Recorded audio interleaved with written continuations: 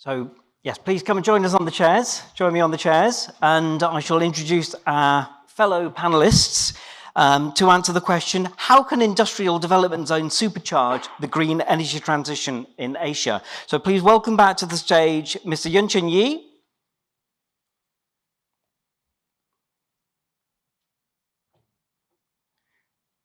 Hi. And Ms. Danny Chan from RE100 member Jinko Solar.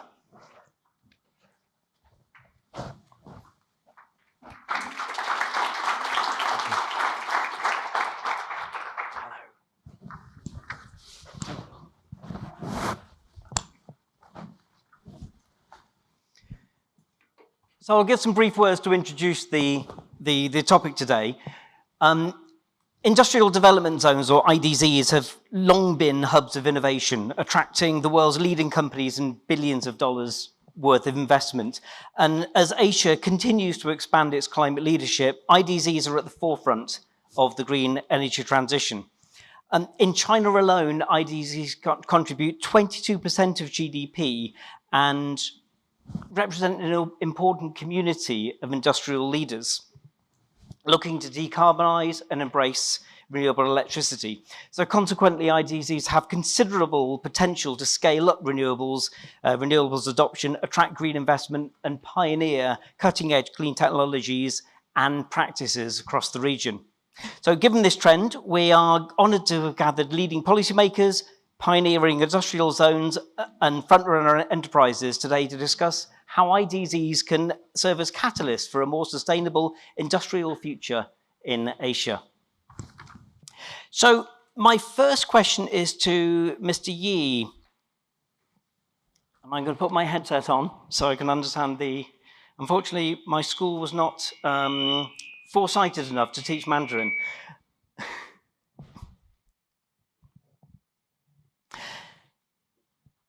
Chinese industrial development zones play a vital role in reform, opening up economic development. How can they help China achieve its 2030, 2060 dual carbon goals?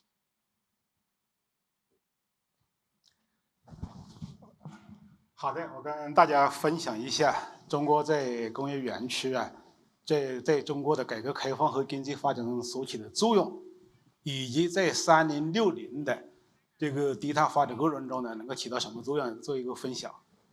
一个来讲的话，这是工业园区，确实在中国的改革开放和社会经济发展过程中起到了积极的促进作用。一个方面来讲，是我们中国经济的这个发展的主战场。以那个2023年为例的话，中国工业园区只占到国土面积不到3%，但是贡献了10%的 GDP 和这个财政收入。因此，很多地方都把它作为今后未来经济发展的一个主战场。第二个来讲的话，也是中国的相关的社会制度改革开放的试验田，就是我们有很多体制、很多机制好的话，都是通过工业园区进行先行示范，在这个体检、审批、负面清单等等这些方面取得经验以后，在这其他地区进行推广。第三个来讲的话，也是我们的新技术的这个试验地和创新示范区，就是我们很多的新的技术，由于成本比较高来讲的话，经济这个不是很理想，但是通过开发区，我们先行先试示范，然后在这其他地方做成熟了以后来推广。第四个来讲的话，也是我们下步绿色发展的这个示范区，因为在中国来讲的话，既要考虑经济发展，又考虑安全，还要考虑可持续发展。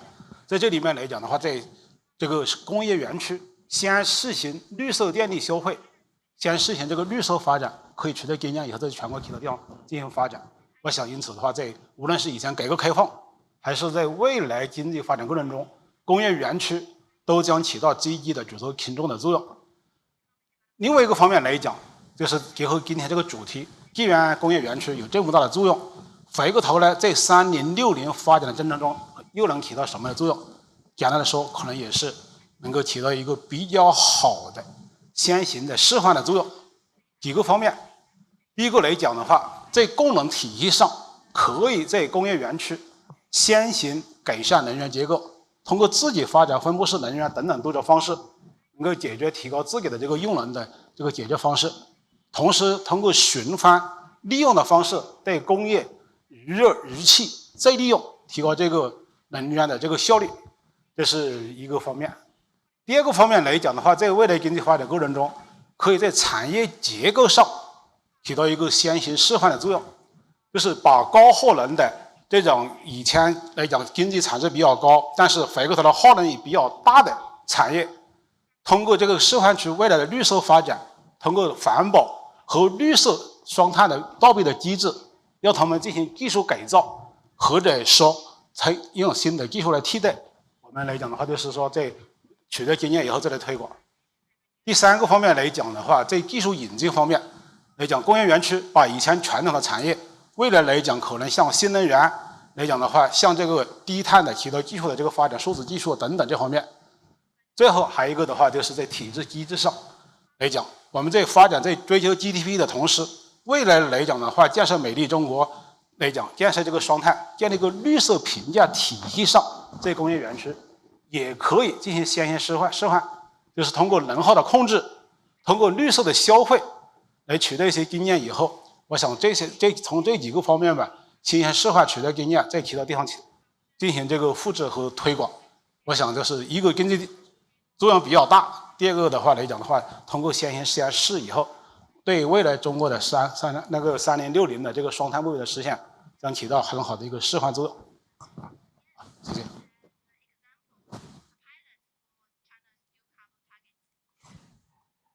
Thank you very much, Mr. Yi. And the next question is Mr. Lee. Nova Complex has been a pioneer in driving innovation around IDZs and particularly around green development.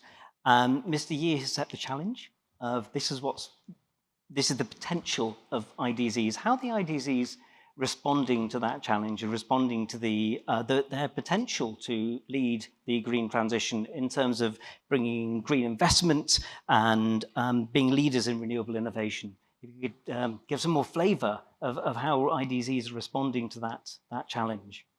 Okay, so in the well, we're trying to solve this challenge through the business model that I shared earlier during the speech, which is more on the Power Campus model.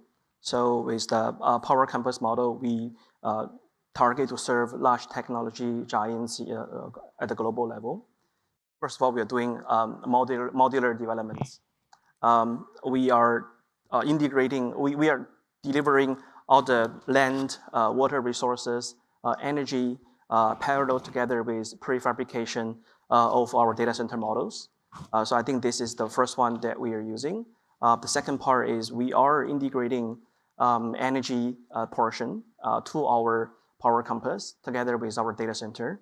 So on this portion, we are bringing solar, wind, hydro, and together with extended storage system to power our data center and other facilities with renewable energy to bring in carbon neutral initiatives. And the last part is on the site selection management. So we secure or start to develop some of the sites ahead of time to more of a land banking, so that together with our needs of clients, we are able to support them at the global scale. So they don't have to go through multiple vendors. We are able to bring in them a very standard process, a standard operation, and also standard establishment to support their global needs on different locations. So I think the Power Campus model is not just a concept or a framework. It's actually a blueprint for global data center supply to our tech giants. It's a real standardization of the renewable model, but also tangible investments to make that happen. At the same time, I think we are also leveraging some of the strong manufacturing capabilities in this region. I think you might know, I think the photovoltaic supplies in this part of the world, in terms of cost, has been reduced over time. And then we are able to bring those standard way of assembly and manufacturing within this part of the world and bring it to the rest part of the world. Great. Thank you very much. Next question to Ms. Chen. Jinko Solar. So Jinko Solar is, a key member of RE100, and at the other end of this, the active end of the IDZ question of, as a user of renewable electricity, and I'd like to ask a question around your experience of how the landscape is changing, with the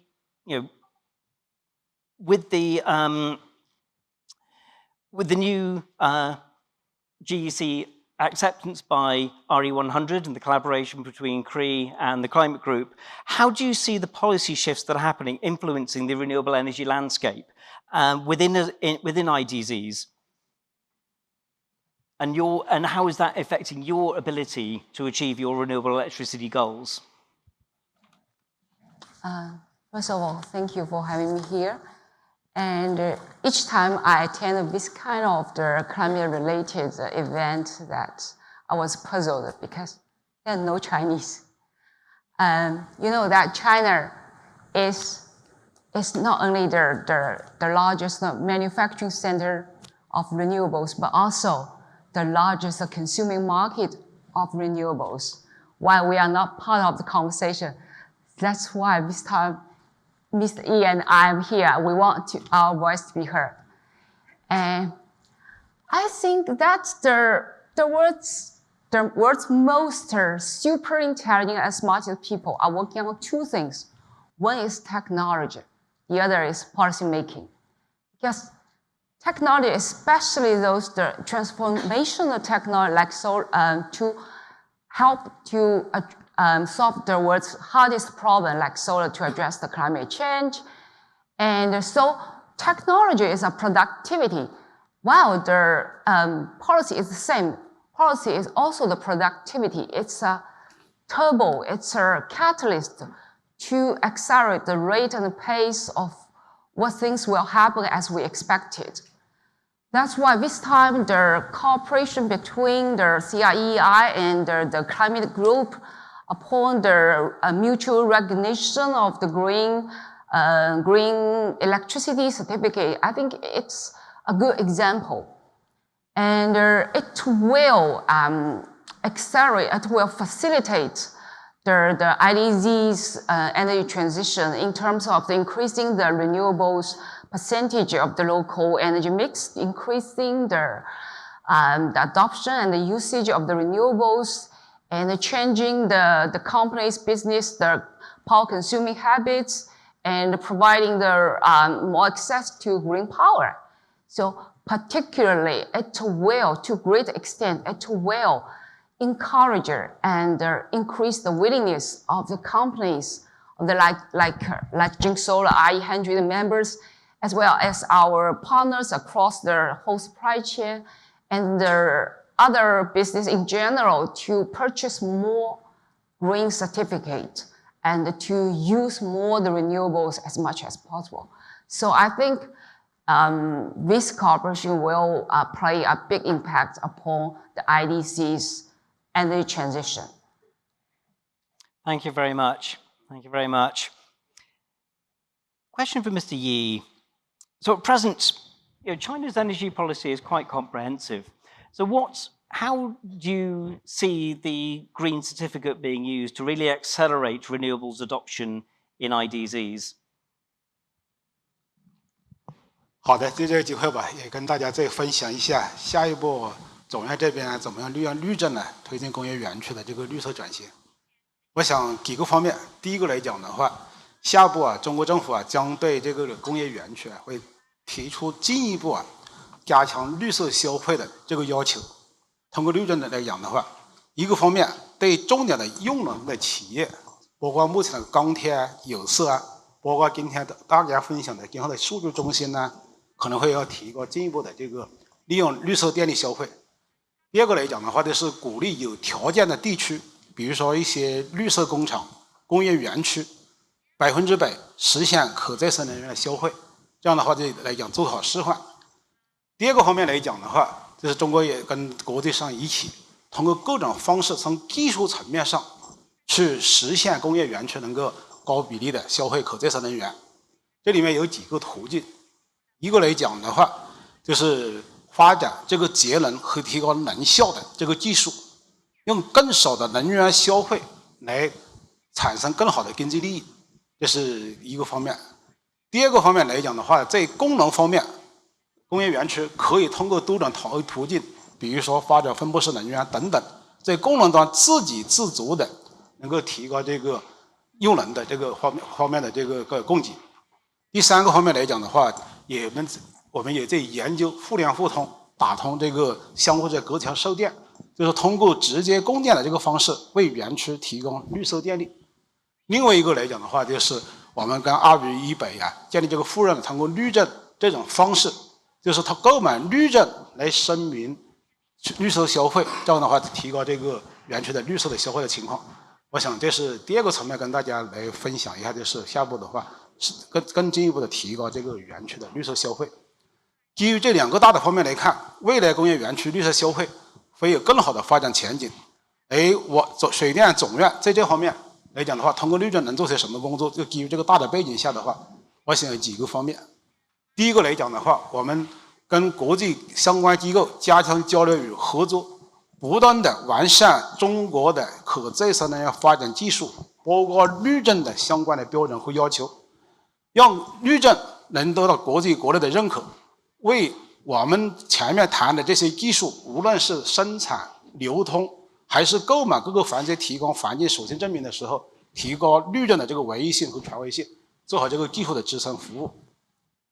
第二个方面来讲的话，水电总院也建设和运营了中国的绿色证书的一个交易平台。通过这个交易平台，了解到我们有哪些企业都有产生了绿证，有哪些园区需要消费绿证，建立一个沟通平台以后，做好这个绿证的这个流通的这个服务和工作。第三个方面来讲的话，就是加强互联互通，就是通过我们直连绿证这个方式，为工业园区有条件地区建立更广泛的解决绿色方案。我想后面的一些工作，我们还需要跟国际相关机构我们的包括国内的这些机构加强交流与合作，共同的通过绿证的方式实现中国的这个绿色转型、低碳发展。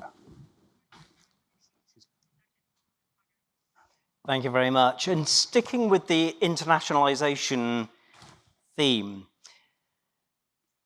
Mr. Li, Nova has some strong green infrastructure solutions within China. How internationalizable are those? How scalable are those models? The demand for green products and the demand for supply economies to decarbonise is incredibly strong. How can the models you're developing in China be expanded and help other nations? Thanks for the question. And I think thanks for Mr. Yi to share some of the trends that are going on in China as well, which we are very much adhere to. So I think first of all, the very foundation of Nova in terms of our principle is on green development. So even though our team has 20 years of development experience, but for this organization that we are all coming together to build, I think in terms of neutral, inclusive, and sustainable remain the core principle that we want to build this operation on. So this is the number one core for us to go global with the same principle.